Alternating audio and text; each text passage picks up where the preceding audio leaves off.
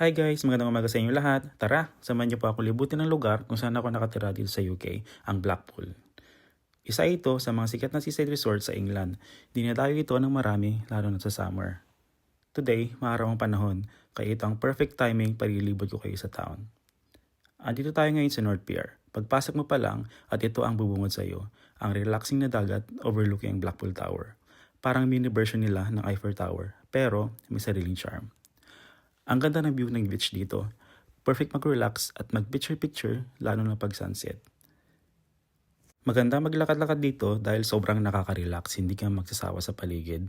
At kung mahilig naman kayo sa mga trail, marami yung mga rides at arcades dito. Sobrang saya, para kang bumalik sa pagkabata. Kaya perfect destination to, lalo na sa buong pamilya. Siguradong mag-enjoy ang mga kasama niyong mga bata. Ayan guys, quick tour lang muna tayo today. Next time, try nyo rin bisitahin ng Blackpool. Sulit na sulit, hindi kayo magsisisi. Maraming salamat!